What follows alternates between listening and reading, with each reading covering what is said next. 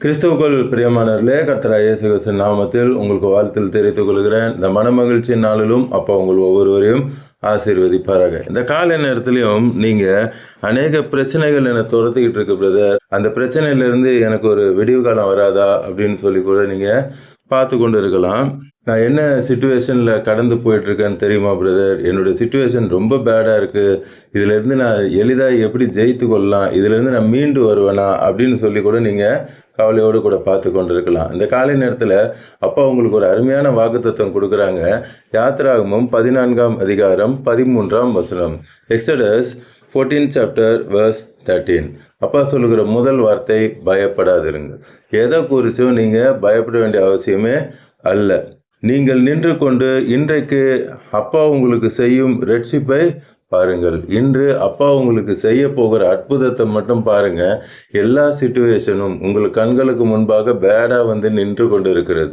இதுலேருந்து நான் வெளியே வருவேனான்னு தெரில, இந்த கடன் பிரச்சனையிலேருந்து நான் வெளியே வருவேனான்னு தெரில, இந்த வியாதியிலேருந்து நான் வெளியே வருவேனான்னு தெரில, குடும்பத்தில் சமாதான சந்தோஷம் இல்லை, இதிலேருந்து நான் வெளியே வருவேனான்னு தெரில. இப்படி அநேக பிளாக்ஸ்கள் உங்களுக்கு முன்பாக இருந்து கொண்டு இருக்கிறது. அந்த தடைகள்லேருந்து நான் வெளியே வரமாட்டேனா என்று சொல்லி தான் இந்த காலை நேரத்தில் நீங்கள் கலங்கி கொண்டு பார்த்து கொண்டு இருக்கிறீங்க. அப்பா சொல்லுகிற நல்ல வார்த்தை, அது எப்பேற்பட்ட தடையா இருந்தாலும் அந்த தடைகளை உடைத்து உங்களை வெளியே கொண்டு வந்து உங்களை சமாதானமாகவும் சந்தோஷமாகவும் வாழ வைப்பேன் என்று சொல்லுகிறார். கடைசியில் உங்க எல்லாருக்காக ஜெபிப்பேன், ஏசப்பா எல்லாருக்கும் அற்புதத்தை செய்வாங்க. தொடர்ந்து பாருங்க. இன்றைக்கு நீங்கள் காண்கிற எகிப்தியரை இனி என்றைக்கும் காண மாட்டீர்கள். இன்றைக்கு உங்க கண்களுக்கு முன்பாக எந்த பிரச்சனை உங்களுக்கு முன்பாக நின்று கொண்டு இருக்கிறதோ, அது பாவமாக இருக்கலாம், அப்பாவுக்கு பிரியம் இல்லாத காரியமாக இருக்கலாம், நீங்கள் விடலாம் நினைக்கிறீங்க, ஆனால் விட முடியல. ரோமர் 6ஆம் அதிகாரத்தில் 14ஆம் வசனத்தில் அப்பா அருமையாக சொல்லுவாங்க, நியாயப்பிரமாணத்துக்கு கீழ்ப்பற்றாமல் கிருபைக்கு கீழ்ப்பட்டிருக்கிறபடியால் பாவம் உங்களை மேற்கொள்ள மாட்டாது. நீங்கள் நியாயப்பிரமாணத்துக்கு பழைய ஏற்பாடில் 613 நியாயப்பிரமாணங்கள் இருக்குது. அந்த 613 நியாயப்பிரமாணத்தை நம்மளால் கீழ்ப்படிய முடியாது. அந்த 613 நியாயப்பிரமாணத்தையும் அப்பா எல்லாவற்றையும் கை கொண்டு நமக்காக கல்வாரி சிலுவையில் மரித்தாங்க. 3ஆவது நாள் உயிரோட எழுந்தாங்க. நாம் இயேசுவை விசுவாசிக்கும் பொழுது, அவரை சொந்த இரட்சகராய் ஏற்றுக்கொள்ளும் பொழுது, அவருடைய இரத்தத்தினால நம்மளை கழுவி சுத்திகரித்து பரிசுத்தமாக்குகிறார். அவர்தான் கிருபை. இயேசு தான் கிருபை. நமக்காக கிருபையாய் கொடுக்கப்பட்டவர் தான் இயேசு. அதனால தான் அந்த வார்த்தை சொல்லுகிறது, கிருபைக்கு கீழ்ப்பட்டிருக்கிறபடியால் பாவம் உங்களை மேற்கொள்ள மாட்டாது. இந்த பாவம் மாத்திரமல்ல, உங்கள் கண்களுக்கு முன்பாக இருக்க வியாதி உங்களை மேற்கொள்ள மாட்டாது, உங்கள் கடன் பிரச்சனை உங்களை மேற்கொள்ள மாட்டாது, சமாதான குறைச்சல் உங்களை மேற்கொள்ள மாட்டாது.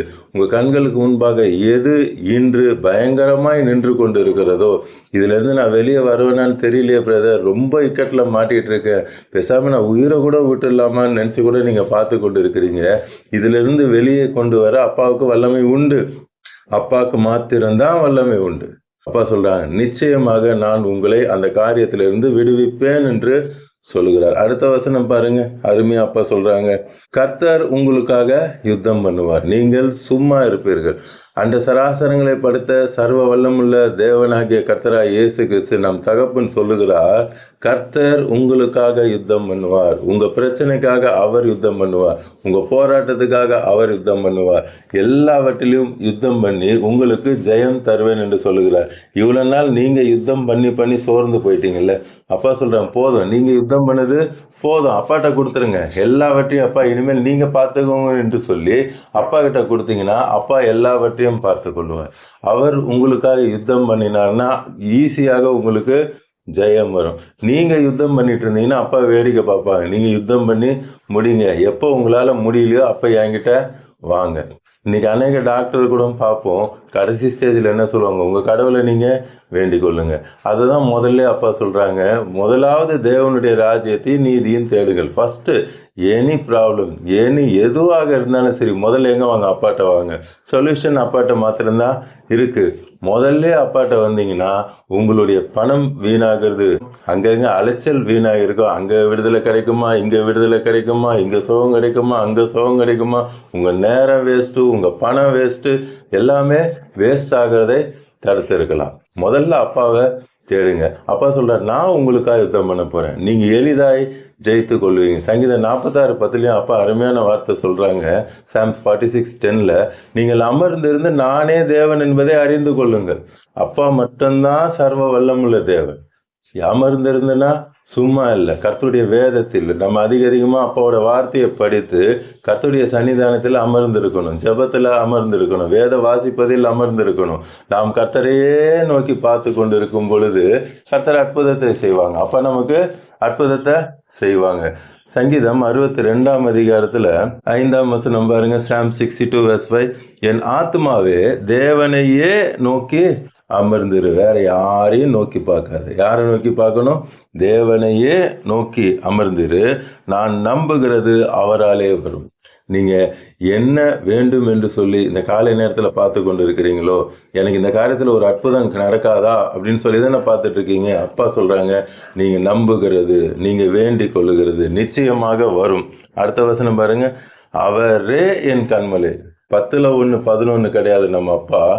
அவரே நீங்க சொல்லணும், உங்களால் மாத்திரம்தான்ப்பா செய்ய முடியும் அப்படின்னு சொல்லி நீங்கள் முழு உள்ளத்தோடு சொல்வீங்களானா அப்பா அற்புதத்தை செய்வோம். அவரே என் கண்மலை, என் ரட்சிப்பும், என் உயர்ந்த அடைக்கலமானவர், நான் அசைக்கப்படுவதில்லை. அந்த தாவீதுக்காரன் அருமையாக சங்கீதம் 16:8 சொல்லுகிறார். சாம் 16:8 கர்த்தரை எப்பொழுதும் எனக்கு முன்பாக வைத்திருக்கிறேன், அவர் என் வலது பாரத்தில் இருக்கிறபடியால் நான் அசைக்கப்படுவதில்லை.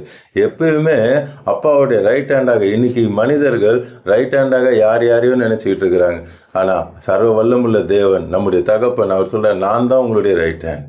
இதை நீங்கள் விசுவாசிக்கும் பொழுது எப்பொழுதும் அப்பா உங்களோடு கூட இருப்பாங்க. நான் உன்னை விட்டு விலகுவதும் இல்லை, உன்னை கைவிடுவதும் இல்லை என்று சொன்ன தேவன் அவர் உங்களோடு கூட இருந்து உங்களுக்கு ஜெயம் கொடுக்க வல்லவராக இருக்கிறார். இந்த காலை நேரத்தில் அப்பா மீண்டும் சொல்றார், நான் உங்களுக்காக யுத்தம் பண்ணி உங்களுக்கு ஜெயம் கொடுக்க வல்லவராக இருக்கிறேன்.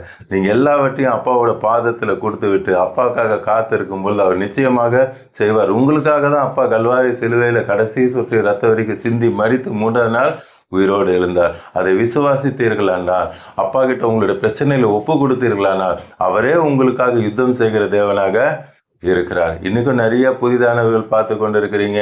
இதுவரை ஏசப்பாவை தன் சொந்த ரட்சகராக ஏற்றுக்கொள்ளனா உள்ளத்தின் ஆழத்திலிருந்து கூப்பிடுங்க. ஏசப்பா என் இருதயத்துக்குள்ள வாங்கன்னு சொன்னீங்கன்னா இன்னைக்கு உங்க இருதயத்துக்குள்ள ஏசப்பா வந்துடுவாங்க. இந்த உலக பிரகாரமான ஆசீர்வாதத்தையும் தருவாங்க, நித்திய ஜீவனையும் உங்களுக்கு தருவாங்க. உங்க மூலமா உங்க குடும்பமே ரட்சிக்கப்படும். இப்பொழுதும் கண்களை மூடி கல்வாரி சிலுவையை பார்க்கலாமா? அன்பின் பரலோக தகப்பனே, இந்த காலை நேரத்தில் நம்முடைய பிள்ளைகளோடு கூட பேசுனீங்கப்பா. நான் உங்களுக்காக யுத்தம் பண்ண போறேன். எதுக்கு கவலைப்பட்டுட்டு இருக்கீங்க? அவங்க என்ன சொல்லுவாங்க, இவங்க என்ன சொல்லுவாங்க, யாராவது என்னத்தையாவது சொல்லிட்டு போகட்டும். அப்பா சொல்றாங்க, உன்னை காக்கிறவர் உறங்குவதும் இல்லை, தூங்குகிறதும் இல்லை. வார்த்தையின்படி அவர் உங்களை பாதுகாக்கிற தேவனா இருக்கிறார், உங்களுக்கு விடுதலை கொடுக்கிற தேவனா இருக்கிறார். இந்த காலை நேரத்தில் உங்களுக்கு எல்லாவற்றிலிருந்து அப்பா விடுதலை கொடுத்துருக்கும். உங்கள் சரீரத்தில் இருக்க அந்த பலவீனங்கள், இத்தனை ஆண்டுகளாக அந்த பலவீனத்தை குறித்து நீங்கள் கவலைப்பட்டு கொண்டு திகைத்து கொண்டு பார்த்து கொண்டு இருக்கிறீங்க. அந்த பலவீனத்திலிருந்து இப்பொழுது நான் உங்களுக்கு விடுதலை தருகிறேன் என்று சொல்லுகிறார். நன்றி தகப்பனே. உங்கள் சரீரத்தில் எல்லா பலவீனத்திலிருந்து இப்பொழுதே அப்பாவோட தழும்புகளால் சுகத்தை கொடுத்து கொண்டு இருக்கிறார். இயற்கைக்கு மேற்பட்ட அற்புதங்கள், கிரியேட்டிவ் மிரக்கல் இப்பொழுதே நடந்து கொண்டு இருக்கிறதுக்காக சோத்திரம். எந்த அற்புதத்தை வேண்டி இப்பொழுது இந்த அப்பாவோட வார்த்தையை கேட்டுக்கொண்டிருக்கிறீங்களோ அது இப்பொழுதே நடந்து கொண்டிருக்கிறது என்று சொல்லுகிறார். அந்த பிரச்சனைகளை இனி நீங்கள் தேடியும் காணாதிருப்பாய் என்ற வார்த்தையின்படி அந்த பிரச்சனைகள் உங்களுக்கு முன்பாக இல்பொருளாகிறது. இப்பொழுதே விடுதலை பெற்றுக்கொள்ளுங்க. Thank you Jesus. அதே போல திருமண தடைகளை உடைத்து சீக்கிரத்தில் அப்பா திருமணத்தை நடத்த போறாங்க. குழந்தை இல்லாமல் பார்த்து கொண்டு இருக்கிறவர்கள் உங்கள் தடைகளை அப்பா உடைத்து சீக்கிரத்தில் உங்களுக்கு குழந்தை பாக்கியத்தை அப்பா கொடுக்குறாங்க. நல்ல வீடு இல்லையேன்னு வேதனையோடு கூட பார்த்துக்கணும். உங்களுக்கும் ஏசப்பா அற்புதத்தை செய்கிறாங்க.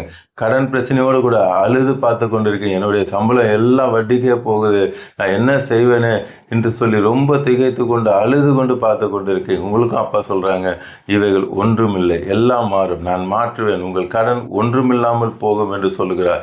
எனக்கு சமாதானமே இல்லை பிரதர், வீட்லேயும் சமாதானம் இல்லை, வேலையிலையும் சமாதானம் இல்லை, எனக்கு ஒரு நிம்மதியே இல்லையே, ரொம்ப நான் ஸ்ட்ரெஸ்ஸாக இருக்கேன்னு பார்த்து கொண்டு இருக்கிறீங்க. இப்போ இப்போது உங்களையும் அப்பாவோட தழும்புள்ள கரம் தொடுகிறார். இப்போது உங்களுக்கும் ஒரு விடுதலை தருகிறார். சமாதானம், சந்தோஷத்தை கட்டளையிடுகிறார். Thank you Jesus. பிள்ளைகளோட எதிர்காலத்தை குறித்து பயந்து கொண்டு இருக்கீங்க. அப்பா சொல்றாங்க, இதோ பிள்ளைகள் கர்த்தரால் வருகிற சுகம், அவர் கொடுத்த சுதந்திரம். அதனால் அதை குறித்து நீங்கள் பயப்படாதீங்க. பிள்ளைகள் அப்பா கிட்ட ஒப்பு கொடுத்துருங்க. Thank you Jesus. நான் நடத்துவேன் என்று சொல்லுகிறார். இந்த நாள் முழுவதும் உடைய பிள்ளைகளை கண்மணி போல நடத்துகிறதுக்காய் சோத்திரம். பார்த்து கொண்டிருக்க கோடிக்கணக்கான உடைய பிள்ளைகளை ரட்சித்து ஆசீர்வதிக்கிறதுக்காய் இயேசு நாமத்தில் ஜெபிக்கிறேன் நல்ல பிதாவே. அமேன் அமேன். தொடர்ந்து பாருங்க, அப்பாவோட வார்த்தையை கேளுங்க, அநேகருக்கு ஷேர் பண்ணுங்க. எல்லோரும் ரட்சிக்கப்படட்டும், ஆசீர்வதிக்கப்படட்டும். இன்னைக்கு தான் புதுசாக பார்க்குறேன்னா சப்ஸ்கிரைப் பண்ணிக்கொள்ளுங்க. அப்போ தான் டெய்லி 12 மணிக்கு அப்பாவோட வார்த்தை வரும். அந்த வார்த்தையை கேட்டு நீங்கள் ஆசீர்வதிக்கப்படுங்க. இந்த நாளிலும் பக்கத்தில் இருக்க சர்ச்சுக்கு போங்க, போய் அப்பாவோட நாமத்தை மகிமைப்படுத்துங்க. மீண்டும் நாளை காலை புதிய வாக்குத்தத்த வசனத்தோடு உங்களை சந்திக்கிறேன். அதுவரை அப்பா உங்களையும் உங்கள் குடும்பத்தை அளவில்லாமல் ஆசீர்வதிப்பாராக. ஆமென்.